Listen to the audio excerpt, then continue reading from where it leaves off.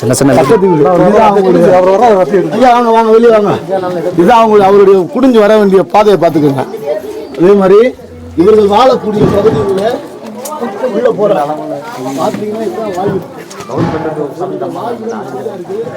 தீனமான collector கிச்சனை நாடு வாழக்கூடிய வாழ்வியல்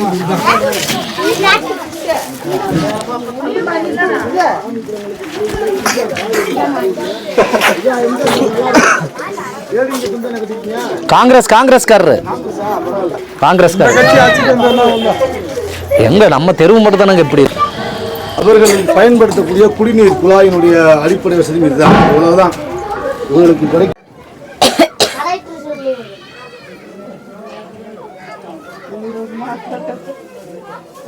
இதுதான் நீங்க வாழ்ற வீடா? ஆமா, இதுதான் நாங்க வாழ்ற வீடு. எங்க வீடுகளை பாருங்க. நாங்க மட்டும் வீட்டுலதான் இருக்கிறோம். எங்களுக்கு இந்த வீடுகளை வச்சுனா புள்ள வீடுகளை வச்சுட்டு என்ன செய்யறது? இங்க பேர் சோறு உட்கார்ந்த இடம் இல்ல, படுக்கு பாய் இல்ல, என்ன செய்ய முடியும்? இந்த அட்டையில தூங்குறீங்களா? இந்த அட்டையில தான் தூங்குறோம். இந்த அட்டைப்பட்டி போட்டுதான் தூங்குறோம். குளிர்க்கு தாங்க முடியாம. அங்க நிலைமை பாருங்க. இந்த வீட்டுல இங்க எப்படி புழங்குறது, எப்படி புள்ள குட்டி படுக்க வைக்கிறது, நாங்க எப்படி தூங்குறது, சோறு திங்கிறது எப்படி, சோறாக்குறது எப்படி? எத்தனை வருஷமா அப்படி தங்கிருக்கீங்க? இது 20, 25, 30 வருஷம், 40 வருஷம், 50 வருஷம் வரைக்கும் இருக்கு. இன்னும் ரெடி பண்ணி கொடுக்கல. மழை வாஞ்சா ஒழுகு வீடு, ஓட்டத்தகரம் மேல வீடுக்கு போய் அதை ஒழுகி ஒழுகி கிடக்க போற பழகில வச்சிருக்கிறோம் பாருங்க. இந்த போற பழக அட்டைப்பட்டியில ஒழுகுற வீட்டை வந்துட்டு இது கொடிமை எங்க கொடிமை எங்க பாருங்க ஒழுகுதான் அட்டைப்பட்டிய மேல கீழே விழுந்துற மாதிரி தண்ணி.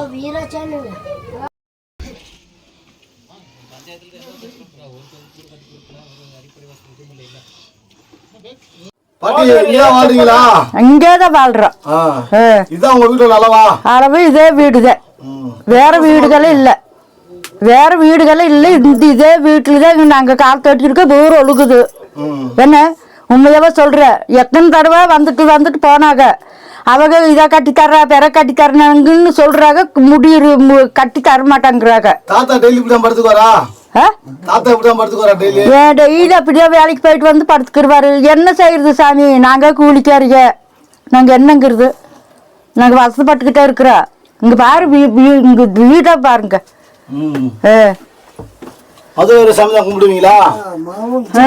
சாமி கும்பிடுவா. ஆமா ஆமா, சாப்பாடு ஆக்குறது சாமி. மொத்தத்துக்கு ரூம் எல்லாம் ஒண்ணும் இல்ல சாமி. நீங்க பார்த்து சொல்லிட்டு போங்க.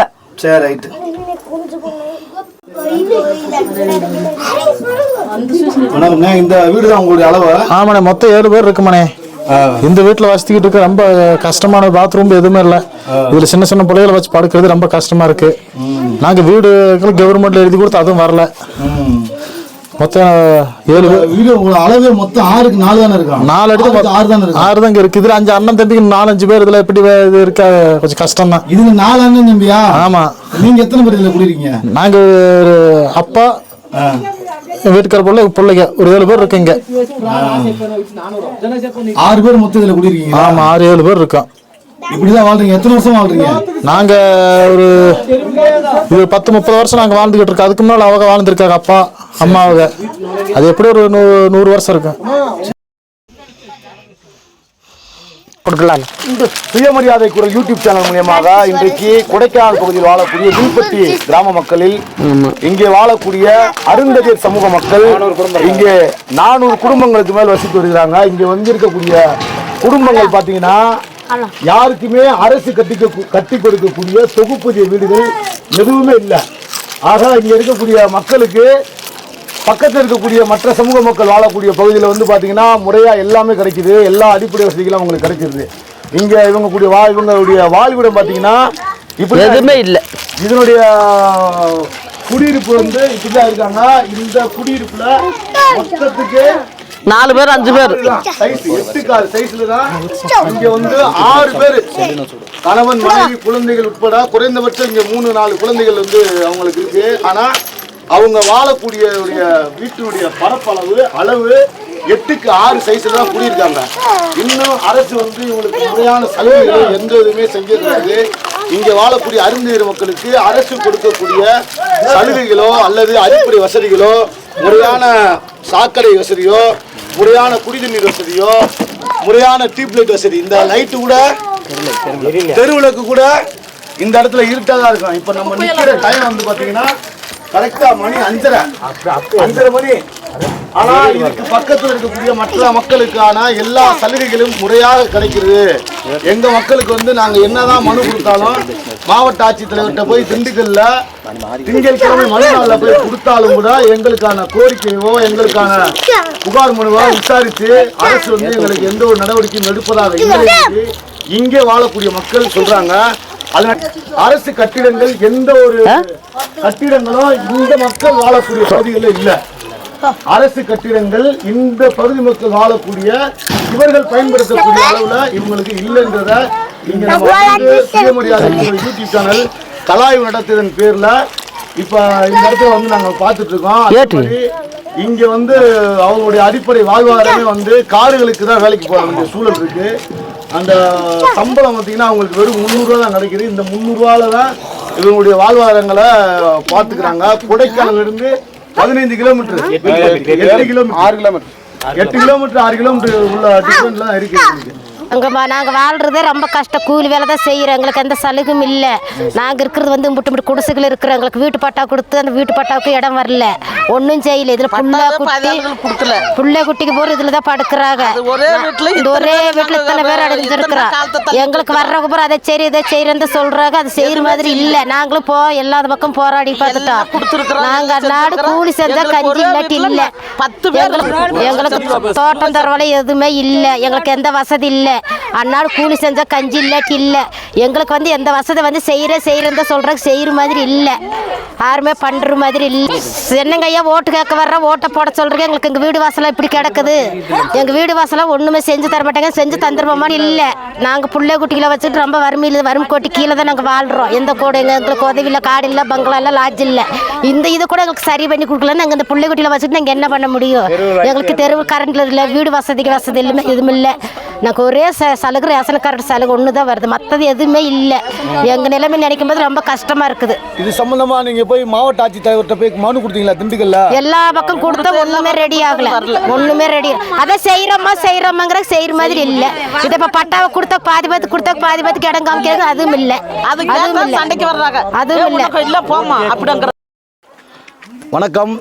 சுயமரியாதை குரல் யூடியூப் சேனல் மூலியமாக இன்றைக்கு திண்டுக்கல் மாவட்டம் கொடைக்கானல் அருகே இருக்கக்கூடிய வில்பட்டி கிராமத்தில் இருக்கக்கூடிய பட்டியல் சமூக மக்களில் இருக்கக்கூடிய அருந்ததியர் சமூக மக்களுக்கு இன்று வரை எந்த அடிப்படை வசதிகளும் எட்டாத ஒரு கிராமம் இருக்குது என்று சொன்னால் வில்பட்டி என்கிற இந்த கிராமத்தில் வசிக்கக்கூடிய அருந்ததியர் மக்களுக்கு அரசு சலுகைகளோ அரசு நலத்திட்டங்களோ அல்லது இங்கே இருக்கக்கூடிய குழந்தைகளுக்கு முறையான கல்வி போய் சேர்வது இந்த அரசு கட்டிடங்களும் இல்லாத ஒரு பகுதியாக இன்றைக்கு வில்பட்டி கிராமத்தில் சுயமரியாதை குரல் கலாய்வு நடத்தியிருக்கோம். அதன் அடிப்படையில் இங்கே வாழக்கூடிய பெண்களிடத்தில் அவர்களுக்கு முறையாக குடிநீர் வசதி கிடைச்சிருக்கா, தொகுப்பூதிய வீடு உங்களுக்கு கட்டி கொடுக்கலையா, இப்படி அவர்களுடைய மனக்குமுறலை வெளிப்படுத்துகிறாங்க. அதாவது எங்களுக்கு அரசு கொடுக்கக்கூடிய சலுகைகள் எதுவுமே எங்களுக்கு முறையாக வந்து சேராது.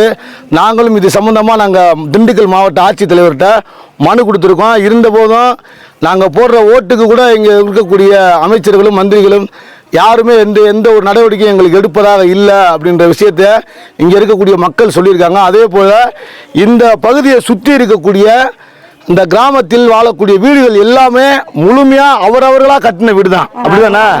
எல்லாமே அவங்கள தான் கட்டியிருக்காங்க.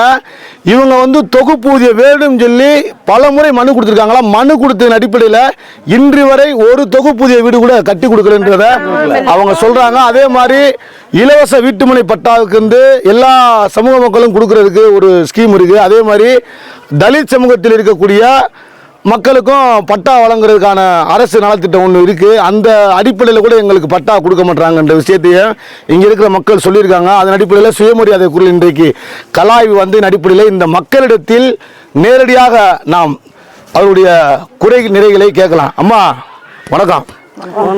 உங்களுக்கு அரசு கொடுக்க வேண்டிய சலுகைகள் எல்லாமே முறையாக கிடைக்குதா? சரி, ஏதாவது ஒன்று நீங்கள் உங்களுக்கு என்னென்னலாம் உங்களுக்கு கிடைக்குது, எது எதுலாம் உங்களுக்கு கிடைக்கல? விதவை பென்ஷன் எல்லாம் பாதி பேருக்கு இன்னும் கிடைக்கவே இல்லைங்கண்ணா. வேற அது வந்து இன்னும் கொடுத்துருக்கிறவங்களுக்கு அதே கட்டுப்படி ஆக மாட்டேங்குது. எல்லாத்துக்கும் ஒன்று சொன்ன மாதிரி தானே வருது. இல்லைன்னா ஒரு 200 மட்டும் சில பேருக்கு வரல. சில பேருக்கு அது கூட அந்த விதவை பணம் இன்னும் வரல, பென்ஷனும் வரல. எங்க மக்கள் வந்து விதவைக்கு வந்து நிறைய இருக்கிறாங்க. அப்படியே சொல்லிட்டு விதவைகள் வந்து எங்க மக்கள் வந்து நிறைய இருக்கிறாங்க. எஸ்சி மக்கள் வந்து அதில் பகுதி பேத்துக்கு தான் விதவை பென்ஷன் வந்திருக்கு, மீதி பேத்துக்கு வரல. எங்களுக்கு முறையான வசதிகள், அடிப்படை வசதிகள் வந்து சுத்தமா இல்லவே இல்லை.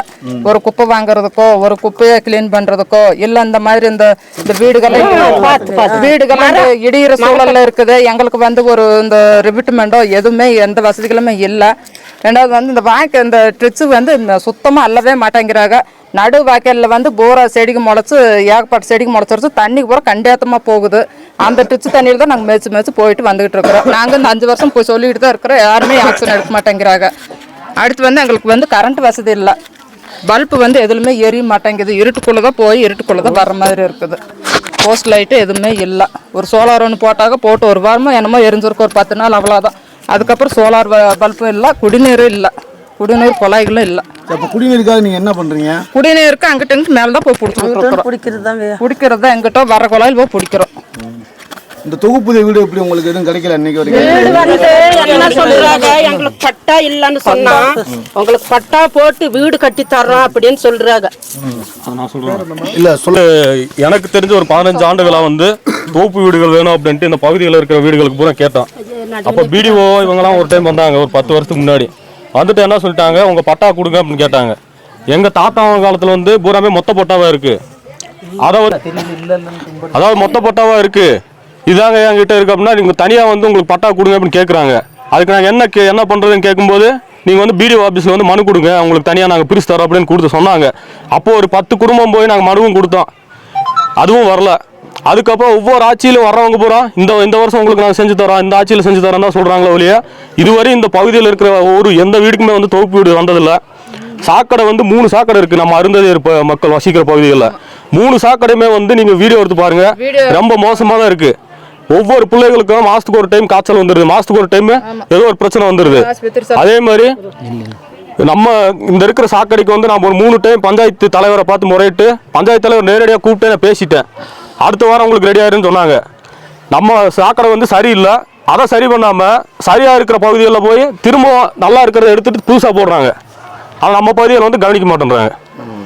இது ஒரு பெரிய பிரச்சனையா இருக்கு இந்த ஊர்ல. எஸ்சி தெருவு எங்கள் பஞ்சாயத்துலேருந்து நாங்கள் எத்தனை 3 பஞ்சாயத்து வந்தாச்சு. இந்த ட்ரெயின்ஸுக்கு ஒரு மூடுகல் போட்டு தர மாட்டேங்கிறாங்க. நாங்களும் சொல்லி சிஎம் ஒரு போஸ்ட்டு வேணும், எங்களுக்கு எந்த சலுகையும் இல்லை. நாங்கள் இருக்கிற வீடு வாசல்கள் பார்த்துக்காங்க. பட்டா இல்லை எங்கள் லைனுக்கு. பட்டாவுக்கு வந்து குறிச்சிட்டு போகிறாங்க, பட்டா கொடுக்க மாட்டேங்கிறாங்க கவர்மெண்ட்லேருந்து. அதுதான் எங்களுக்கு எந்த சலுகையும் இல்லை. எஸ்சிக்கு சலுகையே இல்லை. ஆனால் ஆமாங்க ஐயா. எத்தனை வருஷமா வாழ்றீங்க? நாங்களும் ஒரு 150 வருஷம் ஆகும் ஐயா. நாங்கள் இப்போ 3-4 தலைமுறைங்க ஐயா. எங்கள் தாத்தா பாட்டியெல்லாம் இறந்துட்டாங்க, அப்பா அம்மாலாம் இறந்துட்டாங்க. நாங்கள் பிள்ளைங்க தான் இருக்கிறோம். பிள்ளைங்க கரண்ட் எப்போ கிடச்சிச்சு? கரண்ட்டு எப்போ கிடச்சன்னு எங்களுக்கு நாங்கள் கரண்டே இல்லை எங்கள் வீட்டில் எல்லாம். இன்னும் கிடைக்கல கரண்டே இல்லை ஐயா. இந்த குடிசை வரி கரண்ட் கேட்டாலும் கூட கொடுக்க மாட்டேங்கிறாங்க எங்களுக்கு. நீங்கள் மனு கொடுத்துருக்கீங்களா? கரண்ட்டுக்கு மனு கொடுத்துருக்குறோம், பட்டாவுகளுக்கு மனு கொடுத்துருக்குறோம், இந்த வீட்டுகளுக்கு தொகுப்பு வீட்டுகளுக்கு மனு கொடுத்துருக்குறோம். எதுவுமே கிடைக்க மாட்டேங்குது. மனமே வரலப்பா. நானும் எத்தனையோ மனு கொடுத்தேன். எதுக்காக?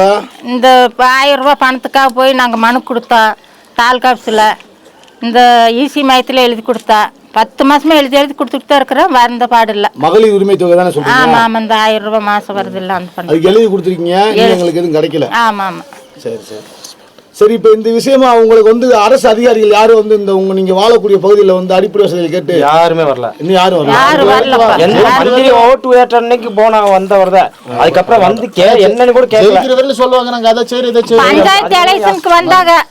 பஞ்சாயத்து எலெக்ஷன்ல வந்து ஓட்டு கேட்டு வந்தாங்க. அதோட சரி.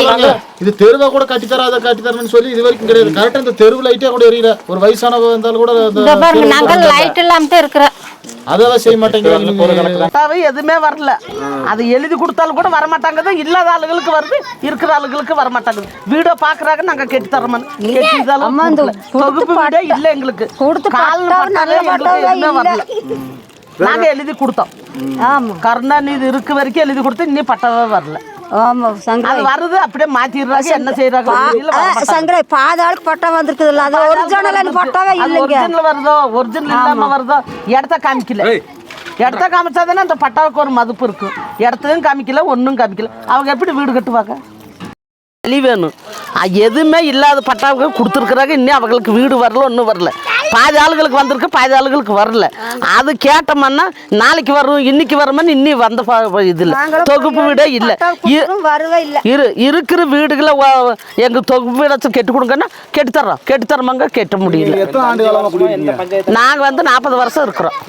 40 வருஷம் இருக்கிற எந்த சலுகையும் இல்லை. உங்கள் தாத்தா பாட்டி எங்கே இருந்தாங்க? ஆமாம், இங்கே தான் இருந்தாங்க. தாத்தா பாட்டி எல்லாமே இருந்தால் ஒரே வீட்டில் இத்தனை பேர் நாங்கள் இருக்கிறோம். அது வீடோட அளவு எவ்வளோ இருக்கும்? அது என்னது அந்த வீடுதே, அந்த வீடுதே தகர வீடுதே போட்டு இருக்கிறோம். அது கேட்குறோம், வந்து ஓட்டு கேட்குறாங்க, எதுவுமே செய்ய மாட்டேங்கிறாங்க. அதே மாதிரி பிரிவில் ஒரு இடத்த காமிச்சிட்டு அந்த இடத்துல இப்போ பங்களாவுக்கு ஆகுது, பூரா பங்களாவுக்கு ஆகுது. எந்த இடத்த கண்டுபிடிச்சி நம்மளுக்கு விடுவாங்க? நம்ம அரசாங்கம் தானே வாங்கிதானே நம்மளுக்கு கட்டி விடணும். அரசாங்கத்தில் கேட்டோம்னா நாளைக்கு பார்க்கலாம், இன்னும் மனு போடாமல் நாளைக்கு வரட்டு ஒரு அதிகாரி வந்தாங்கன்னா ஒரு மனு கொடுத்தா போமா அப்படின்னு தள்ளி விடுறது தான் ஆளுங்க. சரி, மின்னுக்கு தான் நம்ம பைக இருக்கிறாங்களா, அவங்க முன்னேற்று வந்தால் நம்மளுக்கு எழுத மாட்டாங்கிறாங்க, செய்ய மாட்டாங்கிறாங்க. அதிகாரி வரும்போது உங்களை யாரும் மனு கொடுக்க விட மாட்டாங்களா? மனு கொடுத்தாலும் அந்த மனு திருப்பி என்ன பதில் வருதா தெரியல, வரலங்கிறாங்க. நம்ம மனுவு அதிகாரிக்கு வந்துட்டு கொடுத்துட்டும் இல்லை, அந்த மனுவு என்ன ஏதுன்னு வரமாட்டாங்குது. இதனே நேற்று தான் எழுதி கொடுத்து இப்போ ஒருத்துக்குமே அந்த வராத ஆளுகளுக்கு வருது மனுவு, கொடுக்குற ஆளுகளுக்கு மனு வரல. இதை கேட்டோம்னா பெரிய சண்டைக்கு போடுறாங்க. இதனால வாயை பற்றிக்கிறது. வந்து திண்டுக்கல் மாவட்டம், கொடைக்கானல் வட்டம், வில்பட்டி கிராமன்றது வந்து வில்பட்டி ஊராட்சி தமிழகத்திலே பெரிய ஊராட்சி. இங்கே வந்து அருந்ததியர் மக்கள்னு பார்த்தீங்கன்னா ஒரு 200 குடும்பத்துக்கு மேலே வில்பட்டியில் மட்டும் வாழ்கிறாங்க. இந்த வில்பட்டி கிராமத்தில் பார்த்தீங்கன்னா இதுவரை எந்த தொகுப்பு வீடும் கட்டி கொடுத்ததில் இந்த 10 வருஷத்துக்குள்ளே இதுவரை எந்த அடிப்படை வசதியும் வந்து ஜாதி ரீதியாக நம்மளோட தெருவுகள் மட்டும் பார்த்தீங்கன்னா ரொம்ப மோசமாக தான் போயிட்டுருக்கு. பஞ்சாயத்து தலைவர்கிட்ட நாங்கள் போய் முறையிட்டாலும் எது பண்ணாலும் உங்களுக்கு ரெடி ஆகிடுச்சு பண்ணுறோம் அப்படின்னு தான் சொல்கிறாங்களோ இல்லையா.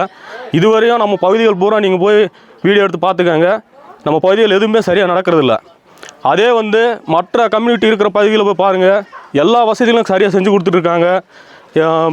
பள்ளிக்கூட பிள்ளைகளுக்கும் சரி, மற்றபடி தெரு வசதியும் சரி, தண்ணீர் வசதியும் சரி, எல்லாமே நீட்டாக பண்ணுறாங்க.